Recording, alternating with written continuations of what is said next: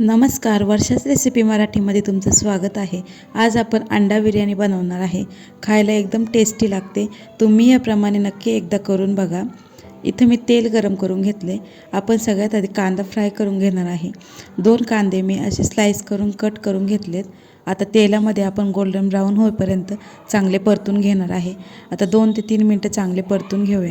आता कांदे चांगले ब्राउन झालेले आहेत, ते काढून घेऊया। आणि अजून जर तुम्ही चॅनलला सबस्क्राइब केलं नसेल तर नक्की सबस्क्राइब करा, त्यामुळे माझ्या नवनवीन रेसिपी तुम्हाला बघता येतील। आता मी ते 4 अंडी घेतलेत, अंडे उकडून आणि त्याला असे कट मारून घेतलेत। ते सुद्धा आपण तेलामध्ये चांगले फ्राय करून घेणार आहे। त्यावर थोडंसं मीठ आणि हळद पावडर टाकली आहे। अंडी चांगली फ्राय करून घेतली आहे। आता ती काढून घेऊया।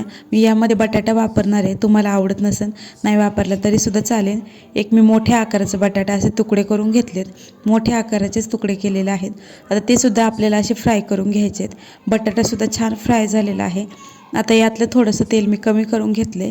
यामध्ये आपण थोडेसे खडे मसाले घालणार आहे। आता 1 चमचा जिरं घालूया। आता इथे मोठ्या आकाराचा पिकलेला टोमॅटो कट करून घातला आहे। त्यानंतर आलं लसूण पेस्ट घातली। आता हे आपल्याला सगळं एकदम मऊ शिजेपर्यंत परतून घ्यायचे। आता त्यामध्ये मी थोडंसं मीठ टाकले, यामुळे टोमॅटो एकदम लवकर शिजला जाईल। त्यावरच पुदिना आणि कोथिंबीर सुद्धा कट करून टाकली। आता यामध्ये हळद पावडर, मिरची पावडर, गरम मसाला आणि चिकन मसाला, थोडासा बिर्याणी मसाला घातला आहे। हे सगळं व्यवस्थित मिक्स करून घ्यायचे। आपला मसाला छान तयार झालेला आहे। यामध्ये आपण जो तळून घेतला त्यापैकी अर्धा कांदा घालायचा आहे, यामुळे ग्रेव्ही एकदम छान तयार होते। आता हे चांगले मिक्स करूया। इथे मी 1 वाटी दही घेतलेलं आहे।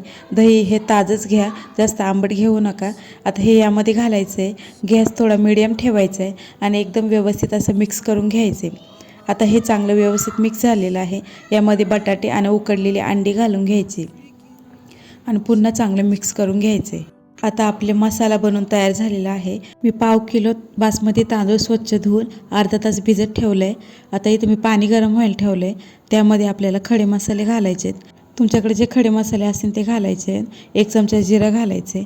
आता यामध्येच आपण यामध्ये कोथिंबीर आणि पुदिनासुद्धा घालायचं आहे। आता मी इथं अर्धा लिंबू पिळून घेणार आहे, यामुळे भात एकदम पांढरा शुभ्र आणि मोकळा तयार होतो।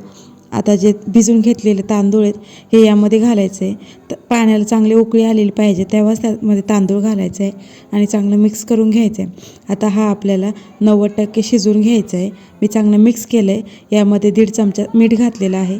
आता मोठ्याच गॅसवर आपल्याला हा भात असा शिजवून घ्यायचा। आता बघू शकता आपला भात पण शिजलेला आहे। आता हा पाण्यातून काढून घ्यायचा आहे। आता आपण जो मसाला तयार केला होता त्यामध्ये पुदिना आणि कोथिंबीर घालून घ्यायची आणि त्यावरच आपल्याला जो तळलेला थोडासा कांदासुद्धा घालायचा आहे। आता बिर्याणीला लेअरिंग करून घ्यायची आहे। आता मी इथं जे शिजवलेला भात आहे तो यावरती असा पसरवून घेणार आहे आणि त्यावरच थोडासा पुदिना, कोथिंबीर आणि जो तळलेला कांदा आहे तो सुद्धा घालून घ्यायचा आहे। यामध्ये तुम्ही कलरसुद्धा वापरू शकता आणि यावरती थोडंसं तूप घालायचं आहे।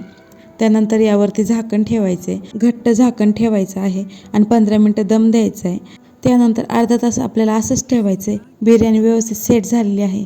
आता आपण खालून असं मोकळं करून बघूया। बघू शकता एकदम भात असा मोकळा मोकळा तयार झालेला आहे।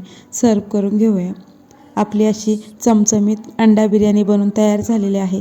तुम्ही सुद्धा एकदा ह्या पद्धतीने नक्की करून बघा। याबरोबर तुम्ही कांदा, रायता किंवा कोशिंबीर काही सर्व करू शकता। ही रेसिपी कशी झाली हे नक्की सांगा। आवडली असेल तर लाईक करा, शेअर करा आणि चॅनल सबस्क्राईब